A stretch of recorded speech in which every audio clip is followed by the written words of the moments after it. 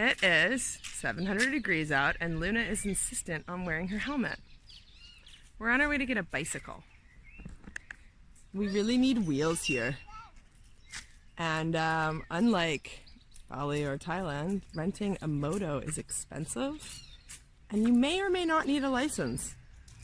And mine, I mean, I don't have a license, but I have a 365 from Ontario, Canada that says the word license on it, and that usually works if I need to present one. And it got stolen with my phone. So we're going to get a bicycle for now to see how that feels. We're not in a hurry. It's worth noting that it's very sweaty here right now. And I was thinking this morning that we were in Bali when it was like the hottest, and then we left as it got cooler. And we went to Thailand where it was the hottest month. And then we left at the end of that. And then we decided to come down here in the hottest month. Like, why do we do this to ourselves? It's hot, man. It's like, it's only probably 30 degrees out, but the humidity, it's like sitting inside a wet, hot sock. Right, Tuna? I don't know how you're wearing a helmet right now. Anyway, here we go. Adventure in getting a bicycle. Come on, honey. Okay, bye. There's a lot of abandoned houses here, and I'm pretty sure this one's abandoned. And if you look right there, there's a giant mango tree, and underneath it, lots of mangoes. Yeah, I'll be taking all these. Yeah. De cocos, limón, de uva. Uva, por favor.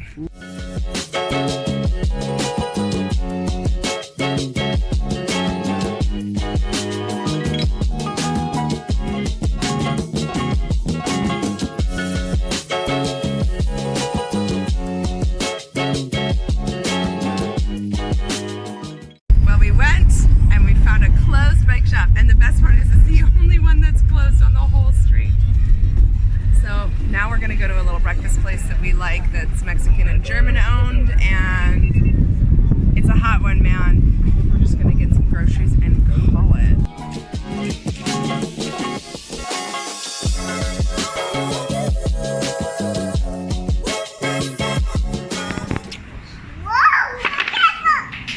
Uh-oh. Oh my goodness. So I bet you can figure out why we like coming here. Gentle, gentle, hey. We're gonna have breakfast number 2 today, right now.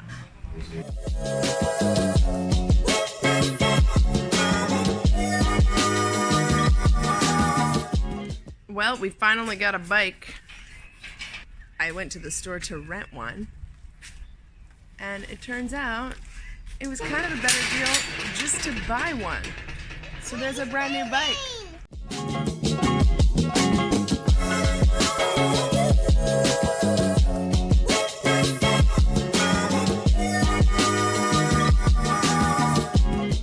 What do you think of our new bicycle? It's pink, yeah. Biking along to school.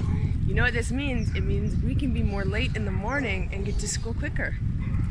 Like right now, we're in crunch time. Just got to school, I was late. Picked this one up. She had to make a tie, I think, for Father's Day, so they made a little Mickey Mouse tie. So now she's the daddy. I'm eating homemade lollipops. I'm waiting for my friend to pick us up.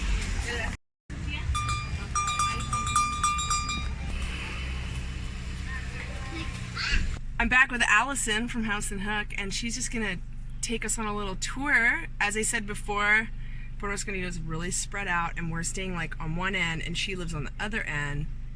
And now we're checking some things out. She's taking us all the way to the end, really. Like we're at the cross. The end of the earth. Basically. Like this is it. It's like flat. It just falls off here. This is the end of it. So on our little excursion, one of the things that she's come and shown me here, Allison, is this cross. And apparently you can see it from everywhere. I've never seen it, I've never noticed it, but if you're out swimming, you can see it. And it's really common in Catholic places. There's always like a hill with a cross at the top so that the highest point is at the cross. And this one's kind of cool because, as you can see, it's got like the heart. It's a very Mexican one. With like the white dove and stuff. So that, you know, because you know Jesus is always watching. Always. Park that's like for Luna's age over there, playground, and then there's one for a little bit older, and there's baños over here.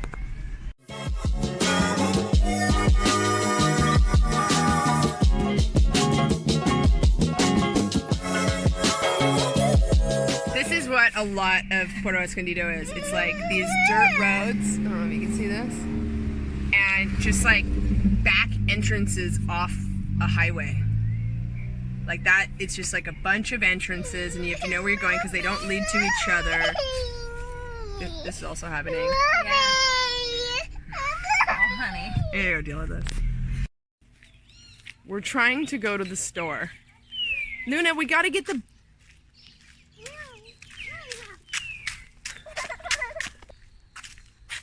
I'm in a test of wills with Luna. We gotta go get on our bicycle, our new bicycle. We both have hats on for the sun. Look, she's going. I gotta go get her. We're Saturday now. We are on our way. I heard of my friend yesterday, Allison, who took me around town.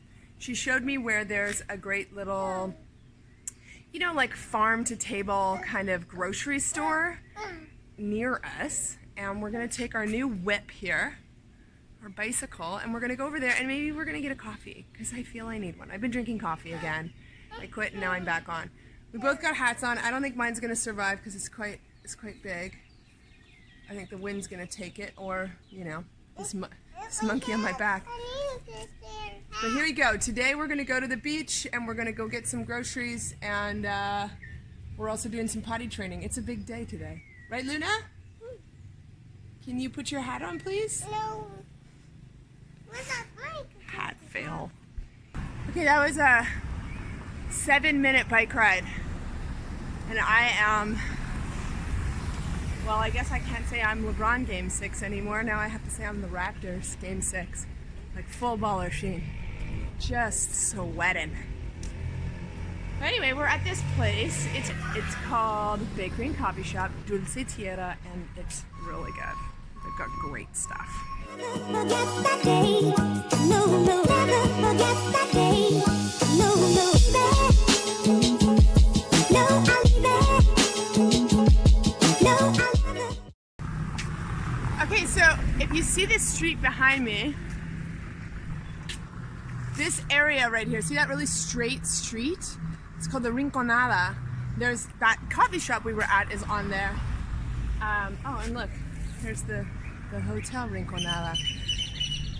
Anyway, this is like a really straight strip, and then it's got kind of like all these shops, almost like an outdoor mall. And I always wondered, like, it's such a weird thing. But it turns out this used to be the airport. That's why there's this long strip. It's all making sense now, right? Anyway, we're at the end of the strip.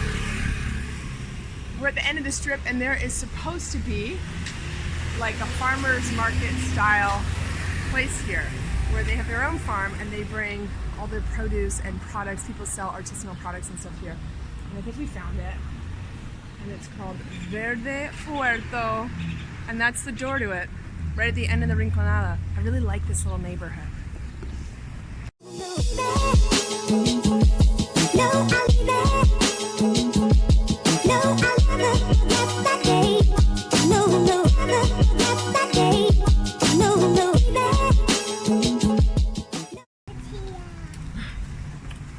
I gave her some dehydrated mango, like, these are mango candies. She's like, eh. Threw it on the floor and she's like, tortillas. How do you only eat carbs? She's on a carbo diet. Okay, you know what I got you is a tostada. So we got a whole bag of stuff here. And I paid 200 pesos. Definitely if I was in Toronto at a farmer's market getting all of this, all these fresh greens and herbs and stuff, it'd be like $30. So it's not the cheapest because we're at the beach. It's hard that they even grow this stuff here. But I will say in Puerto Escondido, there are 4 natural stores that I know of that are around.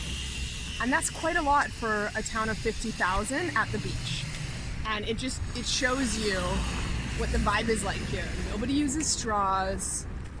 There's a lot of healthy things around. Even when you go into Chedraui, there's a lot of like Japanese spices and stuff, and like, you know, shit that you don't find in small towns anywhere. And it just shows you that the people here are community oriented, and I like it. I like the vibe. There's something about here that feels like solidarity, and it feels unique. Something really unique about Puerto Escondido. Something lovely. And you know, these little pockets exist all over Mexico. There's a really famous place called Todos Santos, which the fly-in airport is Cabo San Lucas. And it's the same thing. It's like a bunch of old hippies that moved there in the 70s and opened up organic farms and stuff. And also the locals, like, it's both. It's like the locals and the foreigners are attracted to the place because of the type of vibe of the locals. You also get a lot of like indigenous little enclaves all throughout Mexico where they're making old mezcal in the old way, and they're teaching people how to do all kinds of crafty type things, you know, and in the old way, and trying to keep things alive, and trying to keep old Mayan languages alive and Aztec languages and stuff, and ways that people are doing stuff right alongside sort of what modernity. And modernity here is a lot like the States. It's like, you know, the suburban big box life. And Puerto Escondido is like one of those places where a certain type of expat comes here, and they're older, and they're not here to open 1,000 all-inclusive hotels, you know? And there's a nice symbiosis here. I really like it here. The longer we're here, the more I feel like we fit in. We went from one end of the Rincona to the other end, and now we're at this place is kind of new. It's called Super Salud. And they basically have all like the powder stuff that I want in here, like cacao and protein powder and stuff. You can see it all behind me. It's pretty much all they sell, and they sell some sort of weird yoga clothes. I don't even know how to really, what you call that in the background, but this stuff is cool. So again, it's kind of like a local shop, and you know, support local and all that. It's really easy to do that in these small beach towns, but this is one of the other healthy places, but it's just all like maca and etc. And I need to stop in here for some cacao, etc.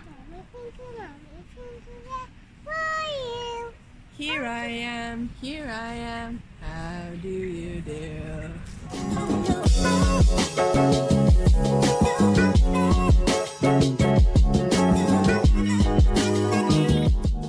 Want to do me a favor, Luna, and say adios, baby? Can you say it one more time? Adios, baby.